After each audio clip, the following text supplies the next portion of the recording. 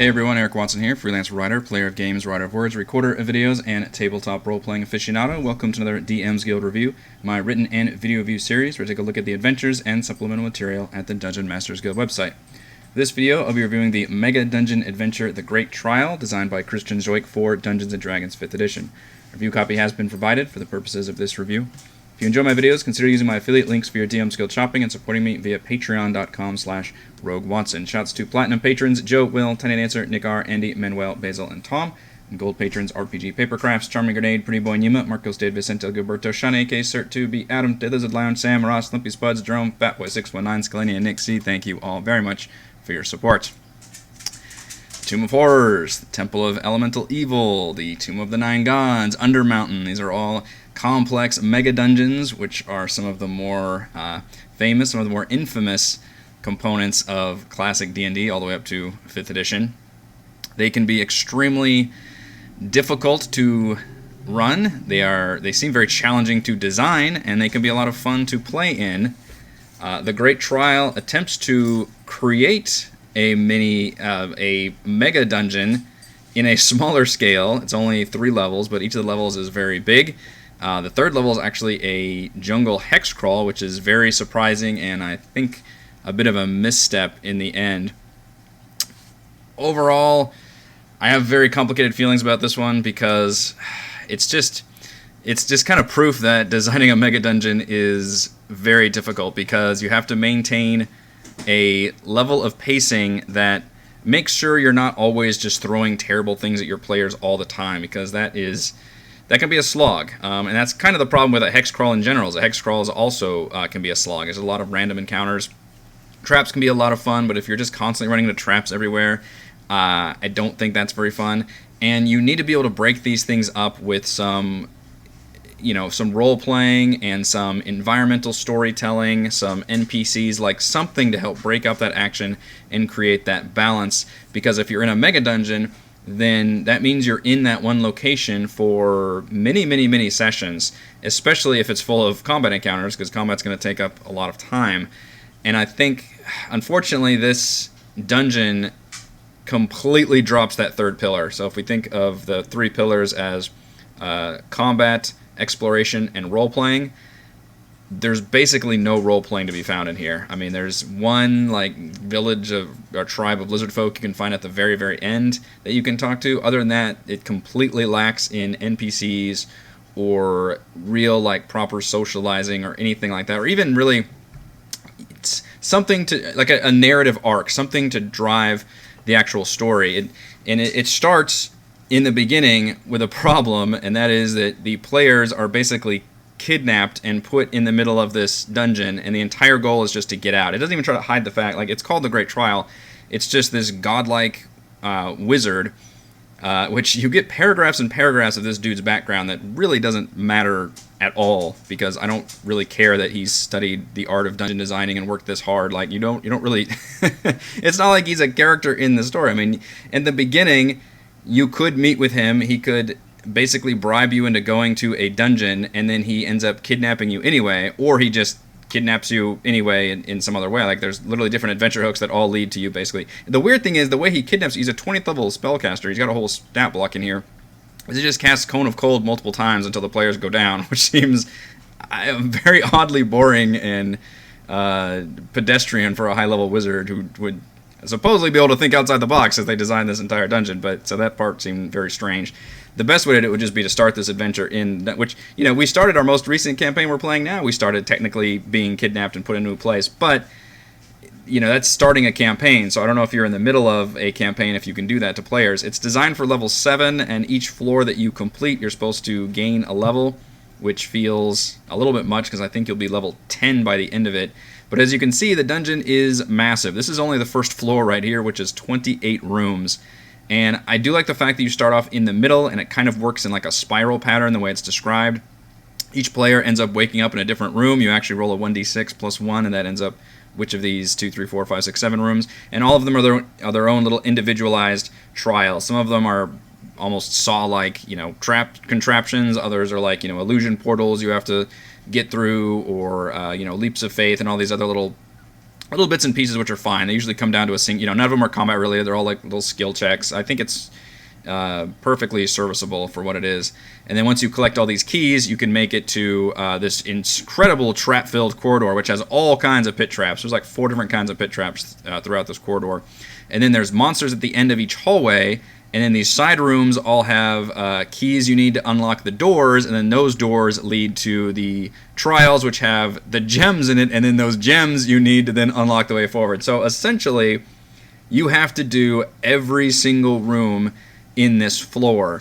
Now, it's non-linear, so you can choose to explore how you want and do all the things in any order, but it's kind of a bummer that it really that meticulously forces you to do every single piece of content, and that's what leads to me believing that it's a bit of a slog, because you're going to have to do all of this and survive all of these different trials and tribulations. I do really like the artwork that we get throughout, particularly the black and white like sketch drawings of the actual traps in motion. That is a really fun, it's kind of that 2D, almost video game like cutaway. I think that's really effective and allows the the DM, because when I'm reading all of these traps, it can be very tricky for me to actually visualize how they're supposed to work. Some of them are a little more complex than others, and when I'm given this nice little artwork, that allows me to instantly tell, okay, so there's alcoves, to the side the players can run into, but they're just pit spikes as they try to dodge the falling boulder. Or there's one where 3 different players fall into where is that one? Right here. Where multiple party members fall into different pits, and then the ones on the side actually are full of, I think it's skeletons or zombies or something that attack, and the one person in the middle just has to kind of sit there helplessly watching. So that's kind of a fun thing, and I really like having the artwork go along there. But it's a lot, and text-wise, there are a few grammatical issues. Nothing horribly egregious, except the designer, for some reason, refers to the player character with the it pronoun, which is never grammatically correct to refer to a person as it, and every single time it refers to a player character, it's always it or its thing and all that. Don't do that. You can use whatever, you can use his, you can use her, you can use his or her, you can use they, like whatever pronoun you want to use, as long as it's consistent, you can use. Don't use it. That's not something that you should ever use to refer to a person. People are not its. So that was very annoying. And then there's just a few little things in there that it could have used some cleaning up and some editing. I especially don't like that all these areas are just kind of like phrases. One of them is like, run Forrest, Joan style for when you have to do the swap of the pressure plate. Like, it's just, I don't know, that kind of took me out of it. That rubbed me the wrong way. Name your rooms with proper like names, or go with the whole goofy theme and make it, a very silly, obvious, with the announcer voice, and really go hard on the over the top aspect of it. But it doesn't do that. It's still played very straight, but like for the DM standpoint, it's like we're all giggling and laughing into our hands or something. I didn't think that worked out very well. And it's full of, like I said, full of monsters, full of traps. So a bit of a slog, and there's just nothing to talk to, no role-playing. There's no story here. It's just that you're placed in this dungeon. This dude built this mega dungeon just because he wanted to. He just wanted to build a really nasty dungeon and then test it with the players. So it lacks all of that, which is a bummer. Level 2 is mostly a giant maze, which we actually get a giant maze. Now, I appreciate having maps. I do. Y'all know I love my maps. I love full-color detailed maps, and these are very good. We do get separate picture files with all the gridded and non-gridded versions, which is fantastic. No complaints there. Whenever you do a maze, it's very tricky in how you adapt that to a battle map, because it becomes like a children's placemat where just somebody can draw their finger and try to escape. So on the one hand, I'm glad that we got all these battle maps of all these dungeons. On the other hand, the actual way you get through this maze is with a 4th edition style skill challenge, which I think is the right way to handle it. And that's actually, I adopted a version of that when I ran a maze for when the players were in Dungrunglung in our Tomb of Annihilation campaign, which has a little hedge maze surrounding that dungeon area. and I basically had the players roll, or had one player roll like a survival check, and then successes would lead to this many encounters, and failures would lead to additional encounters, and that's pretty much what happens here. Is it's just a bunch of skill. It's a skill challenge. There's you can roll perception, insight. There's multiple different skill checks, and then if you succeed, you have a little bit of time to roll some encounters. And if you fail, then you have a greater chance of rolling encounters. And the encounters can include, actually, I think it's just traps, isn't it? I don't think there's actually any monster. Oh, no, there are monsters in here. Sorry, yeah, that's all undead. And then the actual middle of it holds this Minotaur construct. And then the end of it, when you get to the end, holds this, like, iron dragon thing. So I like the idea that it doesn't try to hand-wave the fact, for the most part, that there are, like... it's not a normal living, breathing dungeon where you have like a tribe of monsters set up somewhere or a lair, which I appreciate. So it's mostly undead, it's mostly constructs, because this is all designed by a wizard trying to put everything carefully there. The few exceptions, there was like an aboleth, and it even mentions that the elf wizard wiped its mind and it thinks its lair and all that. So I can appreciate that. So it doesn't do a bullshit just kind of smattering of monsters everywhere. All the monsters seem to make sense that they would be in this area, but it still feels like by now you've been in that first floor for a while. You've done this maze with a lot of random encounters, and none of these have any kind of story with it. It's just you run into 1d6 skeletons, let's fight. It's just what makes random encounters fun, and what Wizards has done effectively, and a lot of DM's Guild creators have done effectively, is creating little, paragraphs for they expand on these encounter tables and actually include entire sections of like, okay, if you run into the Minotaur skeleton, here's the situation, and here's what happens, and here's the opening text. If you run into skeletons, here's the situation. Maybe they're on the ground and you're walking along, and suddenly they rise up and grab you. That adds so much more to the immersiveness, and helps break up the action between you just turn a corner and a wild skeleton appears, or you turn a corner and a wild, it's the difference between, a video game just kind of going, and you go into that battle mode, versus you read like a text, and then you maybe even have a choice to make, and then you can choose on how to make, or even avoid that encounter. Unfortunately, this doesn't do that. At the third level, which I guess I can show now, it has a few scripted events which do help break up that action, but in the most part, it's still random encounters. The third level is a huge surprise and shock. So again, you're diving, I guess you're at the bottom of the dungeon, and you're trying to escape. And the third level, you open up after escaping that Iron Wyvern at the end of the maze, is a huge, I think nearly 30 square mile jungle biome. And it's called the Hallister level because it's meant to reflect the Undermountain dungeon, which a lot of the deeper dungeons have entirely different biomes. It'd be like, here's the forest level, here's the swamp level, here's the watery cave level, and all that. It's not a bad concept, but I think it's a problem for two reasons. One, hex crawls, typically by their nature, are a slog, because you are traveling overland, and every step you take, every move you make, I'll be watching it now. You have a chance of triggering a random encounter. In this case, every hex you cross is between, I think, a 1 in 10 and a 3 in 10 chance, depending on what sub-region you're in, which isn't too bad. But it's already, by their very nature, hex crawls are kind of a slog. They just add up those, encounters. And unfortunately, it does the same thing as I just complained, where it's just, here's an encounter table, rather than like, here's a bunch of different events that can happen. The other problem, and it's a slog after coming off of this mega dungeon, which was already, a lot of monsters, a lot of traps. The other problem is, it's a dinosaur-filled jungle. Now, a dinosaur-filled jungle is cool, but one of the most popular adventures for D&D 5th edition is Tomb of Annihilation, which is one big dinosaur-filled jungle. So it just feels way too much like a ripoff of Tomb of Annihilation, especially when Tomb of Annihilation also includes a mega dungeon. So it's just kind of doing that in reverse almost, because you start off in the dungeon and you end up in the jungle. So I wish we could have explored a different biome here. A different setting would have made a big difference to me. If this were like a desert, or I don't know, like canyons, badlands, or maybe like an island chain that was shallow water you could wade through, but there were like islands dotted everywhere, or something that wasn't a jungle, and had some other stuff going for it, maybe multiple tribes you could talk to that are at war with each other. Just the dinosaur jungle thing has been so played out. Even if you haven't played Tomb of Annihilation, like that's just such a concept that I just feel like we've seen again and again and again, and it kind of robs it of the twist of like, oh, now you get to be over. You know, we're not in the jungle or we're not in a dungeon anymore, having to navigate corridors and deal with pit traps. Now we're just in a jungle dealing with like dinosaurs and stuff. That could be a fun twist, but I would have rather seen an entirely different biome being used here.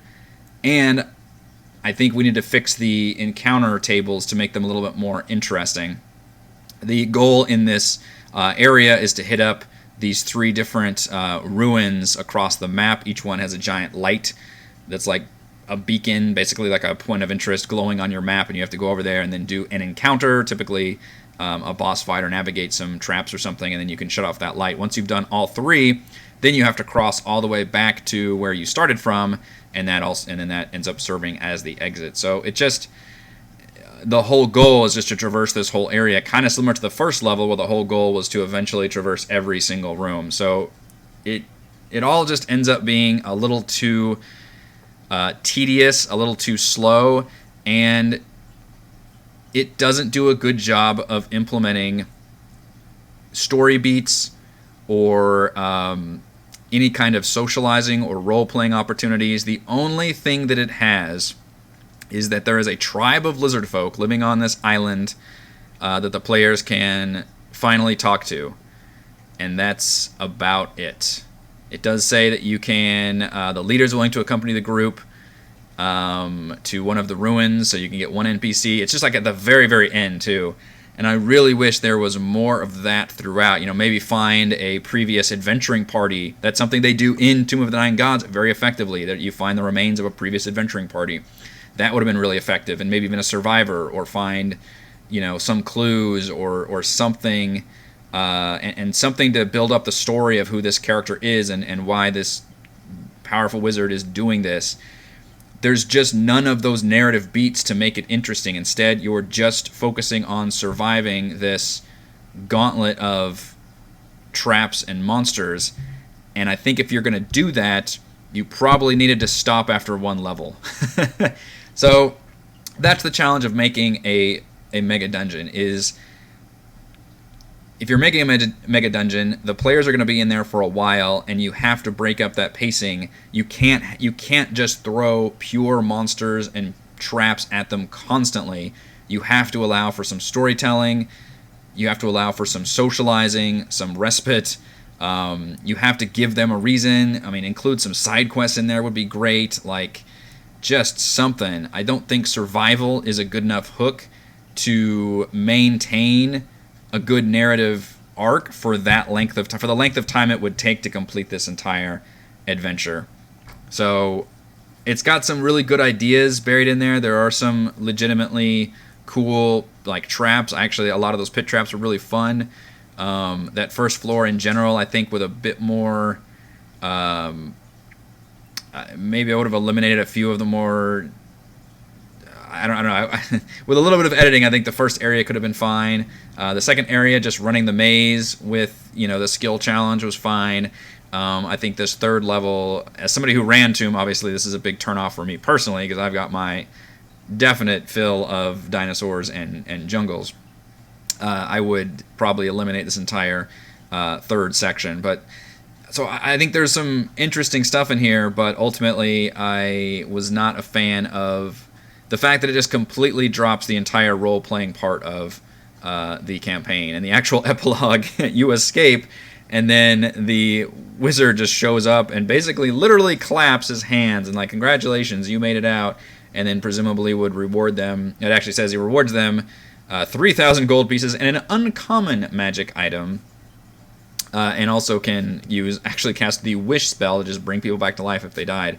I imagine most party members are punching that guy in the face, and then he will teleport away and not give them anything. So, awesome. Whoops. Screw you, Aner Gleanwith. Let's go over my pros and cons for the Great Drop. By the way, did I mention it's for level 7 parties, and they're designed to advance a level at the end of each level of the dungeon, so I guess by the end you'd be 10. I'm typically not a fan of non-campaigns that expect me to advance my players multiple levels. If you want to include one level up in your, average-sized mini adventure, that's fine, especially if it's tier 1 or lower tier 2.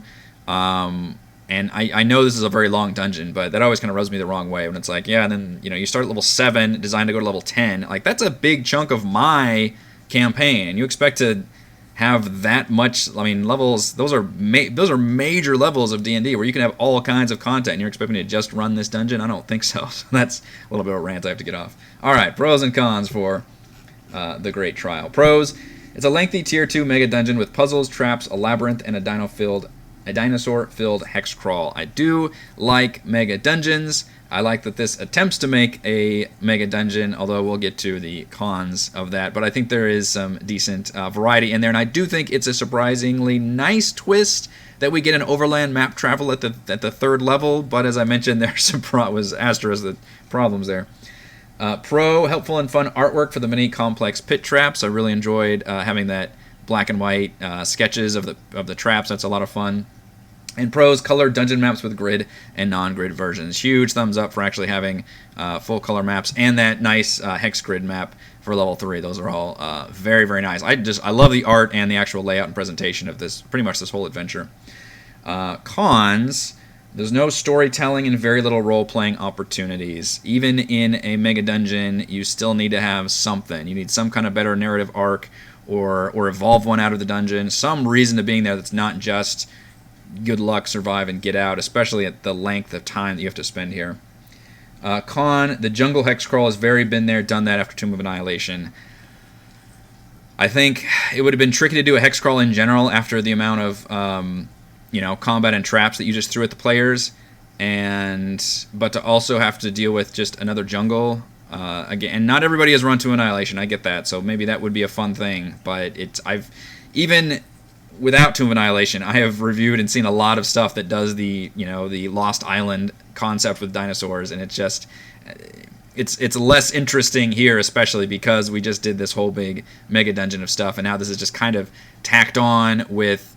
It just feels too easy. Like, there's caves with spiders in it. There's just dinosaurs. There's not enough here. Not enough to make it interesting. And con, I actually didn't include in the con because that really bugged me about using it to refer to player characters. And then some various other editing and grammatical issues. It really needed an editor to come through and just clean up a lot of the text. It wasn't super egregious or poorly written, but it did need a little bit of help in that regard. Final verdict: the Great Trial drops players into a complex mega dungeon filled with traps and monsters, but lacks purpose and a strong narrative arc. Thank you to everyone for watching this video review. You can see my written review at roguewatson.com. You can support my work at patreon.com/roguewatson, and you can follow our own D&D adventures here on my YouTube channel. Thank you.